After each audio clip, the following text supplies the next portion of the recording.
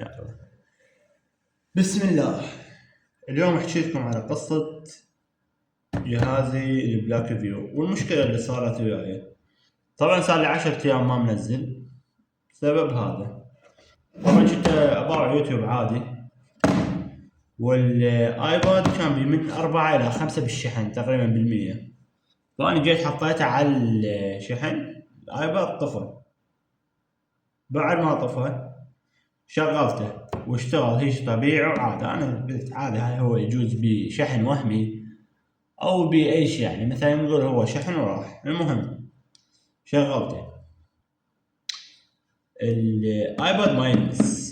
الايباد ما يلمس. طبعا هسه انفرمت الايباد، مشكلته ما يلمس. تمام، نوخر الايباد هسه حاليا. رحت على المحل الاول مال ايبادات، مال مصلح مال تليفونات، قال بانه مشكله بالسوفت وير او مشكله بالشاشه. خبر على اكثر من واحد وحاول يفتحها بالحاسوب مالته، فقال مشكلة بالشاشة. رحنا على الثاني، قال بانه اكو هيك بلازما او شي او قطعة من الشاشة، فكوا البلازما هي تتحكم باللمس ونبدلها. طبعا لقيتها ثاني يوم غارقة الجهاز ومكملة وكل شي مسوي، فانا عبالي مصلحة، فهو ما مصلحة. قال بانه هذا الجهاز نوعيته بانه مالت البلازما تكون متصلة ويا الشاشة، يعني انت من تريد تبدل شاشة لازم تبدلها كاملة. المحل الثاني هم نفس الحكي، قال بان الشاشة مالته ضاربة. اوكي تمام، رحت ابدل الشاشة. انا طبعا من دياله بالخالص تقريبا بالتحديدا.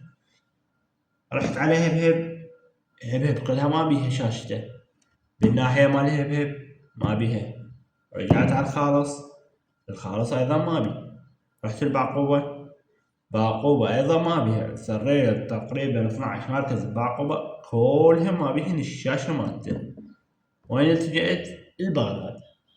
تقريبا من 4 أو 5 أقوى المراكز الموجودة مال تصليح ببغداد اتصلت بيها، يقولون بأن هاي الشاشة ماكو بالعراق. خبرت واحد على أساس إنه هو يشتغل بالمركز مال صيانة مال بلاك ريفيو، مع العلم إنه أنا دورت على باليوتيوب بالتيك توك ما عندهم أي حساب بلاك ريفيو خاص بالعراق. وقال بانه المفروض عندنا. قال لي دز لي جهاز، بس قلت له تاكد لي. شاف الشاشة عنده مال شاشة الميجا 2، بس ما عنده مال هذا اللي هو الميجا 1. جتني فكرة بانه انا احط له كيبورد وماوس، وعادي اتحكم بيه عادي بالكيبورد والماوس.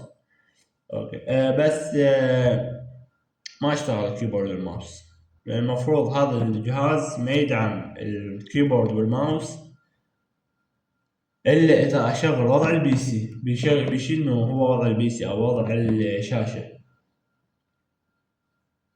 فهسه اعتقد بانه ما له حل. تمام، فاكتبوا لي رايكم، هل بانه انا اقدر القى شاشته بمكان يعني ببغداد، او انتم تعرفون مراكز موجودة ببغداد او مركز صيانة بلاك فيو، او بانه انا اشتري ايباد جديد.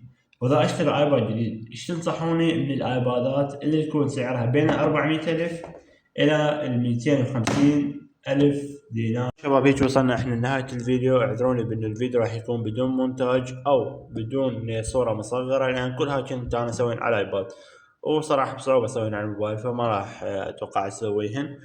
واذا عندكم حل هاي المشكلة اتمنى ان انتم تكتبوا لي بالتعليقات، واشتركوا بقناتي على مود نشوف حل هاي المشكلة. واذا ما لقينا حل مشكلة نشوف الايباد اللي راح نشتريه ونجربه وياكم ونختبره. وعليكم السلام ورحمة الله وبركاته.